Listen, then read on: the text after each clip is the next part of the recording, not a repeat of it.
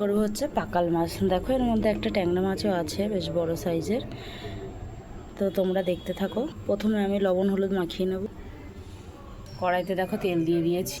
অনেকে অনেকের মতন করে রান্না করে, আমি আমার মতন করে রান্না করি। দেখো আমি মাছটাকে প্রথমে ভেজে নেব।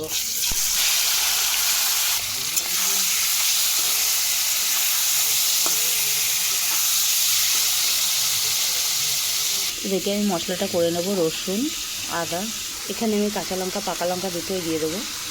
এবারে মশলাটাকে পেস্ট করে নেব।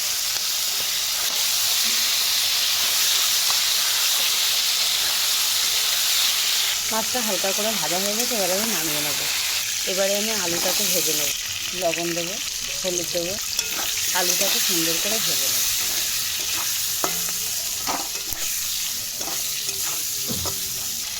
আলুটা আমার বেশ লাল লাল করে ভাজা হয়ে গেছে, নামিয়ে নেব। কড়াইতে এবারে পেঁয়াজ কুচি দিয়ে দেবো।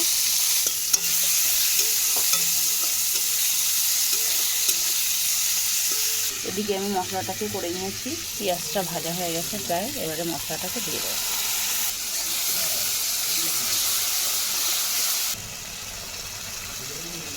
এদিকে আমি লঙ্কা, হলুদ গুঁড়ো, লঙ্কাগুলো, লবণ দিয়ে দেবো, জিরের গুঁড়ো দিয়ে দেবো। এবারে মশলাটাকে সুন্দর করে কষে নেব।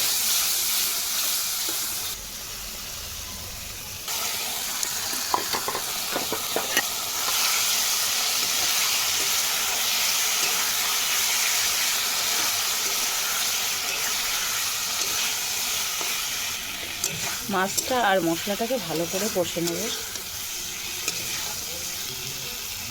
মাছটা প্রায় কষানো হয়ে গেছে, আর আলুগুলো দিয়ে দেবো।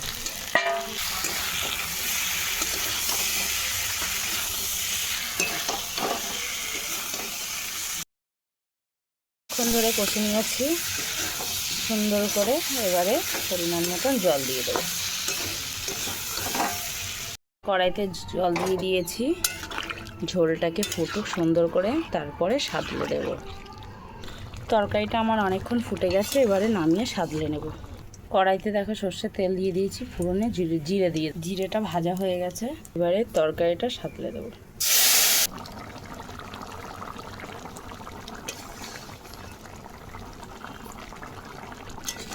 তরকারিটা রান্না আমার প্রায় হয়ে গেছে। কার কার এই মাছটা ফেভারিট সবাই কিন্তু কমেন্ট করে জানাবে।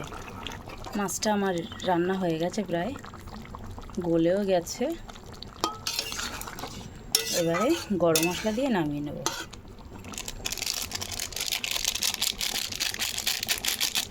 হ্যাঁ, ফাইনালি রান্নাটা আমার কমপ্লিট হয়ে গেছে।